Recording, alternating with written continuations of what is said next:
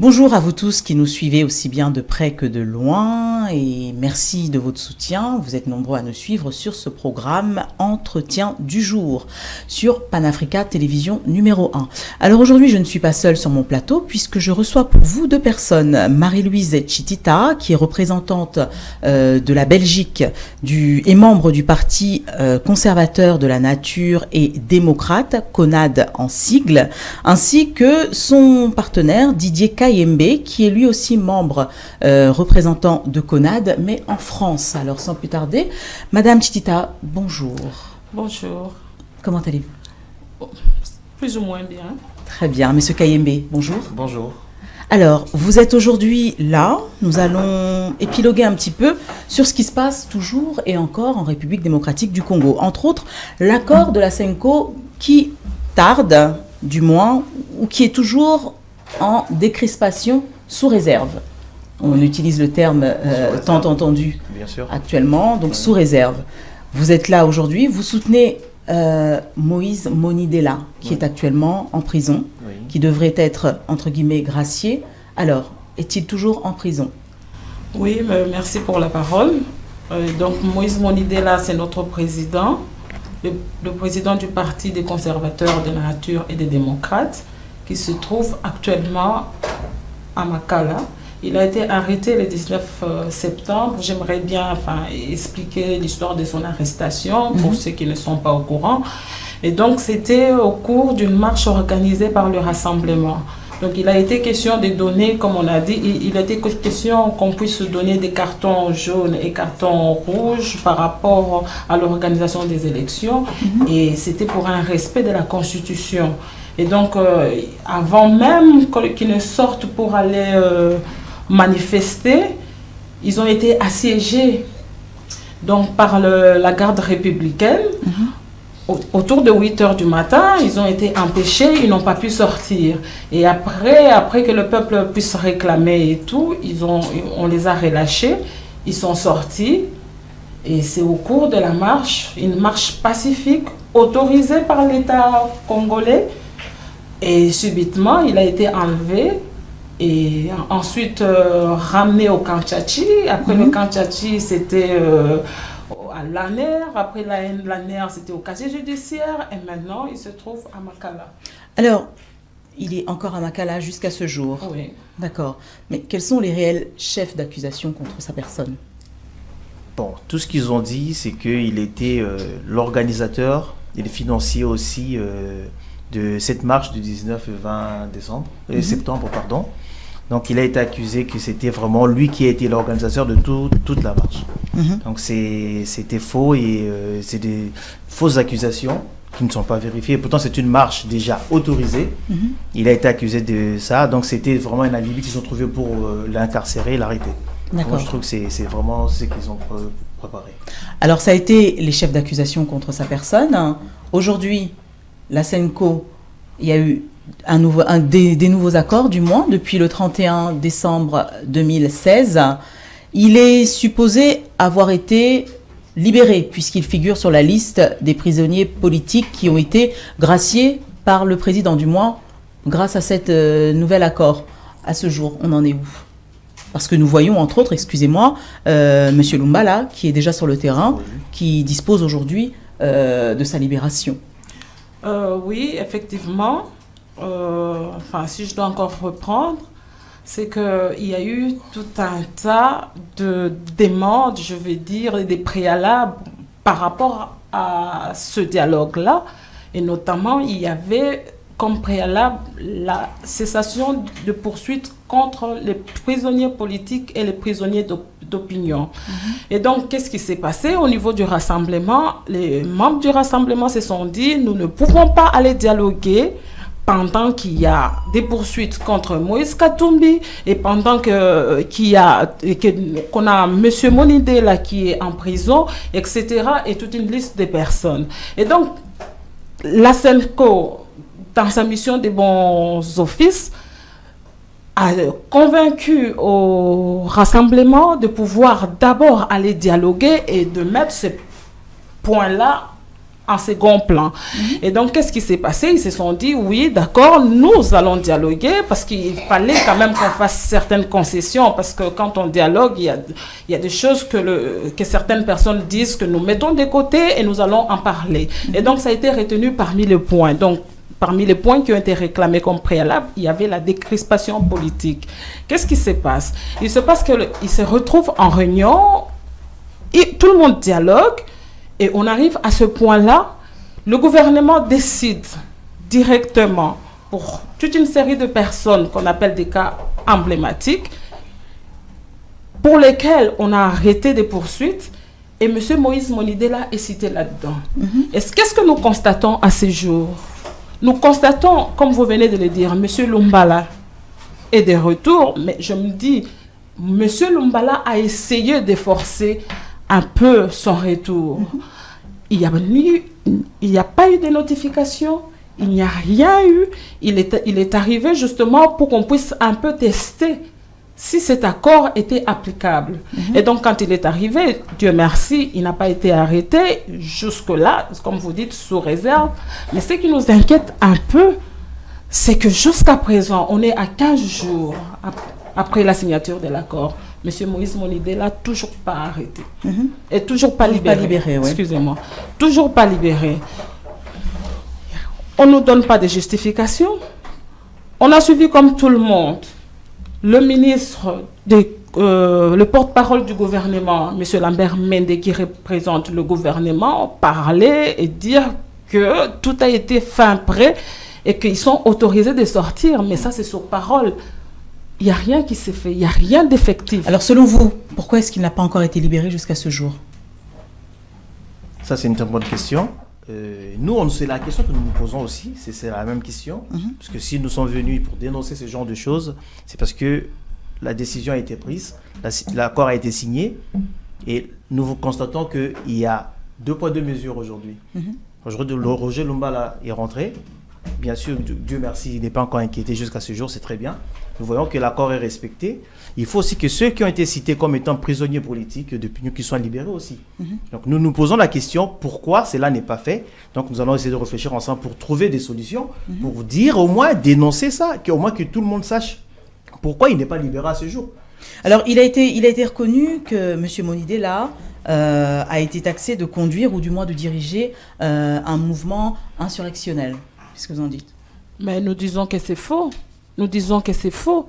Ce monsieur-là, M. Moïse Monidela, c'est un combattant des libertés, un combattant des démocraties. Il a combattu le régime Mobutu par la démocratie et sans armes.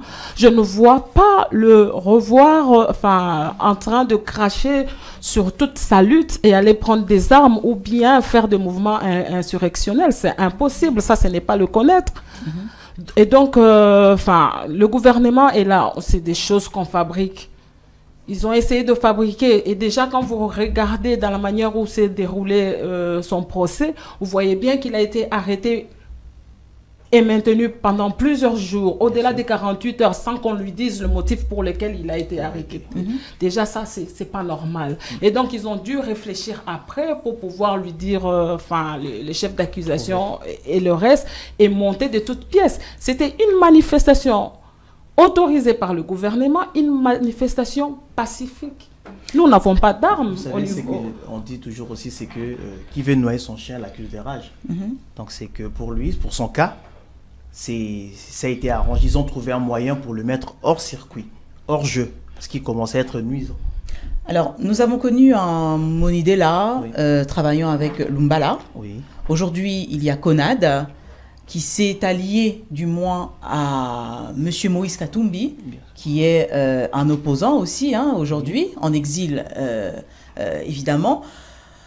Quel est le lien entre Conad et Moïse Katumbi? Pourquoi ce soutien?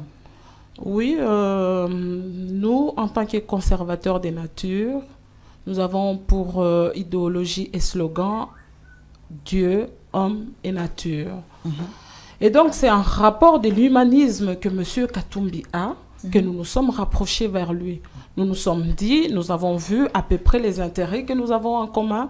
Nous nous sommes dit, pourquoi pas les soutenir? Parce que nous nous mettons en priorité le social de la personne, l'avenir de la personne. Et nous mettons tout ça en œuvre et nous avons regardé par rapport à ce que Moïse Katumbi représente et ce qu'il recherche. Nous nous sommes dit, voilà un bon candidat pour nous. Alors, pour parler un peu de CONAD, qu'est-ce que prévoit CONAD? Quel est l'avenir de CONAD? Quelle est la vision de CONAD? Ben, comme on vous a dit, nous sommes c'est un parti politique à tendance écologique. Nous défendons l'écologie et nous insistons surtout sur l'environnement. Vous êtes censé savoir l'état dans lequel le Congo se trouve actuellement au niveau de l'environnement. C'est à peine que nous marchons dans les rues de Kinshasa, il n'y a pas de route, les immondices sont partout. Et donc, ça, c'est une priorité pour le CONAD. Donc, nous nous disons, nous nous battrons à ce sujet-là, rendre plus ou moins, je veux dire, donner un environnement meilleur à la population congolaise. Oui. Et permettre, parce que, comment est-ce qu'on dit? On dit, montre-moi où tu vis, je te dirai qui tu es. Et donc, voilà, donc Kinshasa, où la RDC est devenue inhabitable. Et donc, nous nous battons sur ça. Et nous allons assainir cette ville et la rendre, la recolorer, comme on disait auparavant, Kinshasa la belle. Alors, très bien. Nous avons quelques images de M. Monidela, qui est un opposant, qui est un homme politique, qui est un président de parti, qui défend sa cause et qui passe par certains dires, et je vous laisse découvrir en image, on revient après. Dans les discours de Tshisekedi, il a dit beaucoup de choses, mais ce qui a attiré mon attention, c'est lorsqu'il parle de Moïse Katumbi. Et il parle de Moïse Katumbi à l'appel du peuple, donc, la population, le public qui était là, et ils ont demandé à ce qu'il s'explique sur le sort de Katumbi. Ça, j'ai trouvé ça intéressant, parce que si vous remarquez très bien, c'est la seule personne que le public a demandé que Tshisekedi s'explique sur son sort. Et là, Tshisekedi était obligé de en parler, et il dit que Moïse Katumbi, on est en train de monter des dossiers bidons, c'est un complot, en quelque sorte, parce que c'est comme ça qu'il a dit en lingala. Et ça, c'est très important, parce que venant d'un juriste comme Tshisekedi, parce que pour ceux qui ne savent pas, c'est le premier docteur en droit du Congo. Et Tshisekedi a la spécificité de ne pas être complaisant. Chez nous, on dit les Libanga, c'est-à-dire où on cite le nom des gens, les musiciens, mais Tshisekedi ne fait pas les Libanga. Et ce n'est pas son genre de citer par complaisance Moïse Katumbi. Et lorsqu'il dit, c'est la vérité, parce que quand ça vient de la bouche de Tshisekedi, ça a la force de loi, je peux dire ça ici. Donc il dit que Moïse Katumbi est aujourd'hui victime d'une machination, de complot ourdi pour l'empêcher d'être là. Et il a dit bientôt il sera là. Donc moi je pense que c'est le plus important. Entre autres messages que j'ai interceptés, je trouve qu'aujourd'hui, vous voyez que menté, il restera toujours quelque chose. Moïse Katumbi, vous avez vu, il y a même la juge s'est rétractée. Aujourd'hui, quelle crédibilité pour ces procès-là? Un procès bidon, par défaut, il a été condamné par défaut, alors qu'il a été autorisé par les autorités judiciaires de ce pays. La haute autorité de ce pays sur le plan judiciaire, ou je peux dire même au Katanga, qu'il a autorisé de partir parce qu'il était malade. Et voilà qu'on le condamne par défaut. Alors, lorsque nous, on disait que la justice de ce pays est aux ordres, elle est instrumentalisée, donc on avait raison, Tshisekedi n'a fait qu'appuyer ce que nous avons toujours dit. Alors, nous l'avons entendu, Moïse Monidela défend clairement sa position, entre autres la position de M. Moïse Katumbi à travers M. Tshisekedi. Alors, nous sentons cet homme proche de Moïse Katumbi. Quels sont leurs liens exacts? Est-ce que l'emprisonnement, la peine qu'il y a sur les épaules de M. Monidela n'est pas due à sa position justement avec Moïse Katumbi? On n'est pas dupe, hein. Tout le monde a su voir, tout le monde voit ce qui est en train de se passer, ses prises de position aussi. Et Moïse Katumbi étant quelqu'un qui est vraiment en train de s'intéresser du pays pour essayer de relever le pays, les pays vraiment par terre. Et mon idée là, son combat, c'est pratiquement le même combat. Donc c'est une raison vraiment valable de s'allier, de faire front ensemble pour combattre tout ce qui a été fait avant.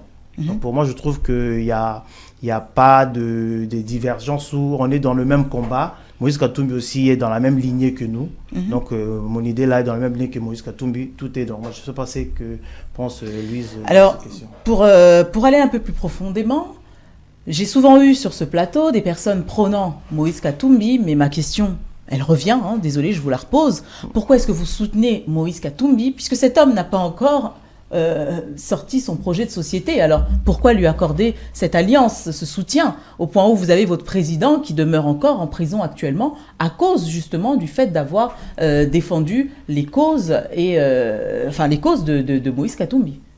Oui, merci beaucoup. Dire qu'un monsieur tel que monsieur Katumbi n'a pas de projet de société, moi je dirais non. Quels sont ses projets? Il a un projet de société qui n'est peut-être pas bien vulgarisé, mais ce projet est existant. Et même, je vais, avant d'aborder d'abord ce sujet-là, vous dire, c'est parce qu'en fait, il y a tout un mélange. On essaie de, je veux dire, une sorte de copier-coller que les gens prennent ici à l'Occident pour dire il faut un projet de société, il faut ceci. Mais il faudrait comprendre aussi le contexte, en fait, entre la politique africaine et la politique européenne. Je voudrais dire, par exemple, au niveau du Congo, tout est à refaire. Tout est vraiment à refaire. Qu'est-ce que nous disons? Moïse Katumbi, il est pour le social, il est pour le changement. Il faut d'abord rétablir l'état des droits, remettre la valeur au peuple congolais. Et ça, c'est notre combat. Nous avons combattu pendant plusieurs années et je pense que ce programme-là est intégré dans un projet de société normal. Nous devons commencer de A à Z. Ça veut dire quoi? Ça veut dire remettre l'électricité, par exemple. Ça veut dire équilibrer, chercher de l'emploi, la scolarisation des femmes et des hommes, combattre la corruption. C'est tout un tas. Donc le Congo, laissez-moi vous dire que tout est à refaire. Quand nous voyons les autres sociétés occidentales en train d'agir, ils viennent juste rajouter quelque chose parce que eux, il y a une certaine évolution quelque part. Et dire que nous commençons à zéro. Et donc dire que nous allons commencer par ci et s'arrêter là-bas, c'est impossible. Nous devons tout refaire jusqu'aux routes, jusqu'au comportement. Donc il y a beaucoup de choses à refaire et nous avons ce projet-là justement de relever le Congo. C'est un grand défi, nous le savons, mais nous savons aussi que nos dirigeants sont capables de le faire. Alors, vous preniez, il y a encore quelques temps, le premier carton jaune, puis le second, puis le carton rouge. On se rappelle bien évidemment que votre président a été arrêté lors du premier carton jaune. Vous étiez pour un Kabila dégage il y a encore un certain temps. Et aujourd'hui, sachant que vous êtes du Rassemblement, donc de l'opposition, vous êtes en train de favoriser un glissement pour Joseph Kabila.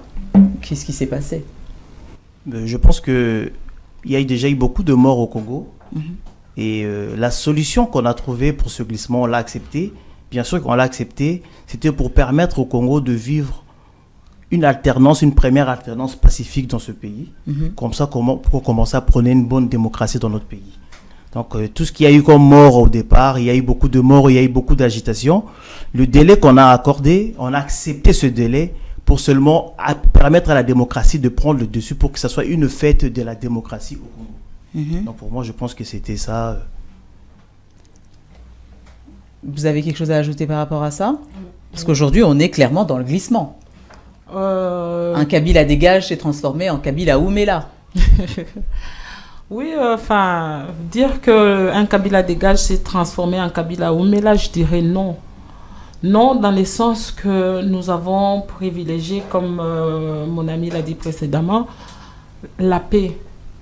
Nous avons regardé, vous savez, en termes de négociation, il y a ce qu'on appelle,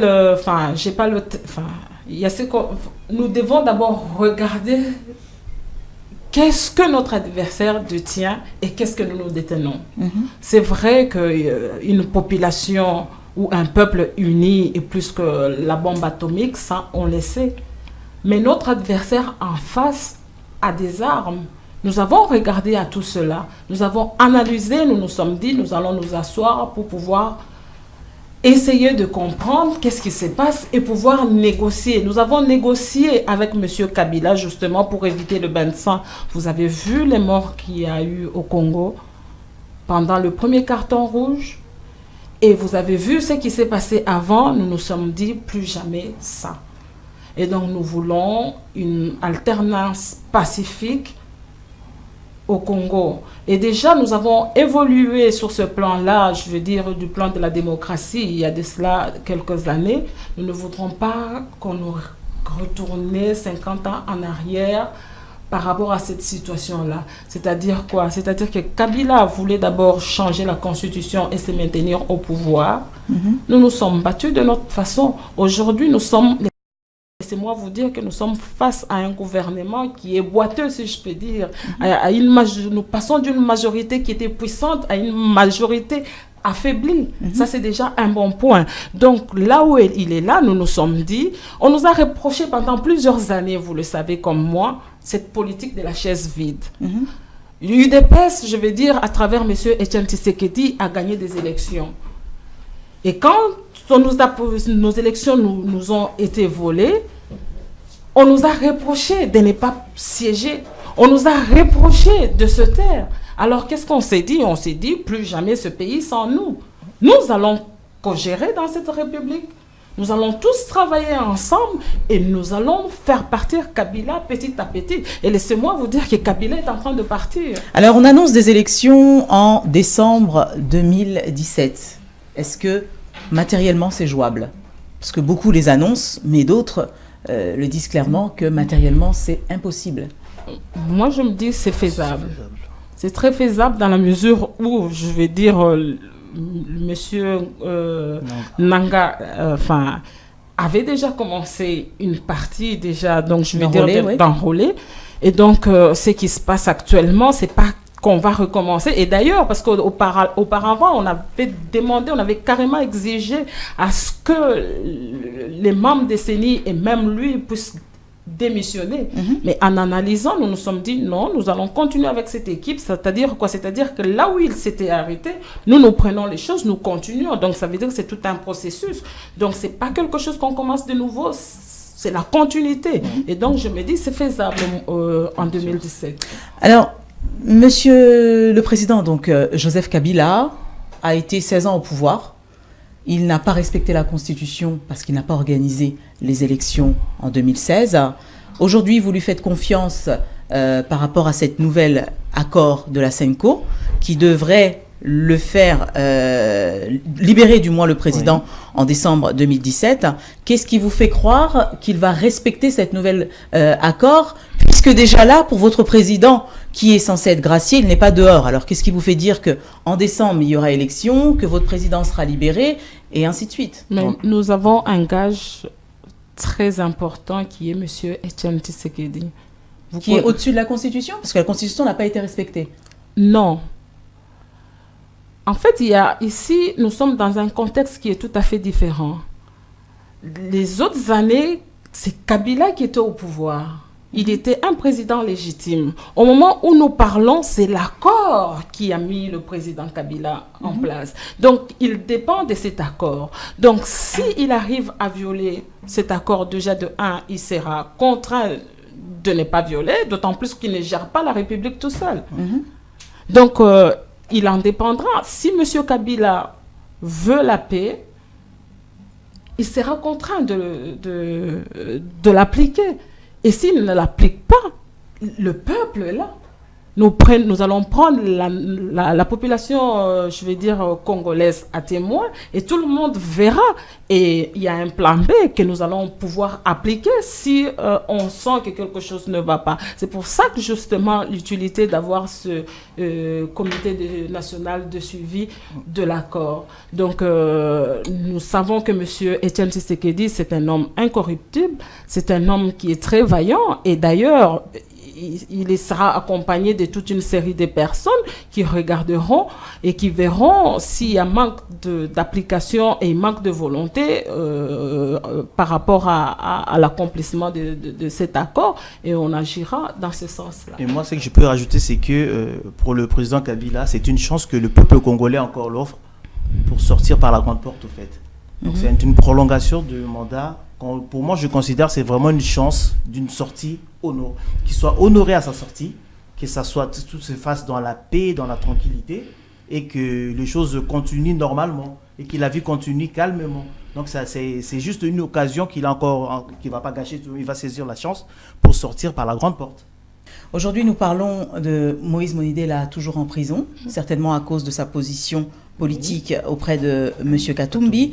Alors, quel est le réel poids, justement, de cet homme, Monidela, au point où on a comme l'impression qu'il fait peur à libérer? Oui. Quel est son poids politique aujourd'hui? J'aimerais répondre à cette question. Moïse Monidela, un combattant. Moïse Monidela, il a combattu le régime dictatorial de M. Mobutu. Cette époque-là, personne n'avait le droit de s'exprimer. Il a commencé dans toute sa jeunesse. J'aimerais même dire qu'il a sacrifié toute sa jeunesse pour la République. Il a des prises de position, un homme très constant, un homme très consensueux. Il s'est battu auprès de l'UDPS. Il a représenté l'UDPS au niveau de Brazzaville. Il a représenté l'UDPS au niveau de la France.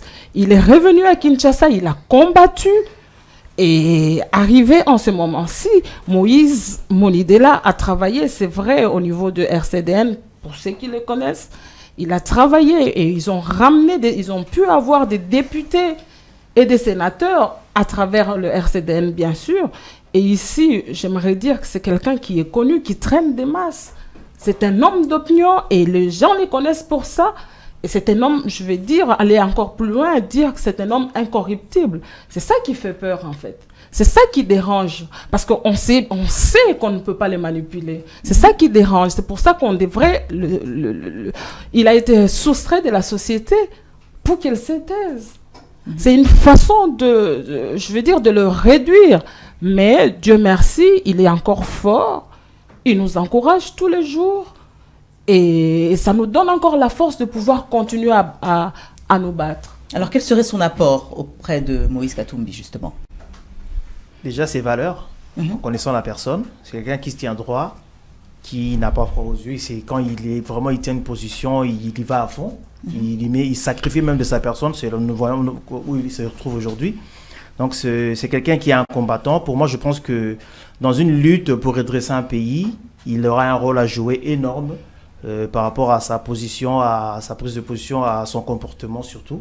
Quelqu'un de courageux, audacieux. Je pense que pour le Congo, on a besoin de gens comme ça. Très bien. Alors, s'il fallait résumer, du moins un mot de la fin pour le public, ceux qui vous regardent, en faveur de cet homme, quels seraient les mots?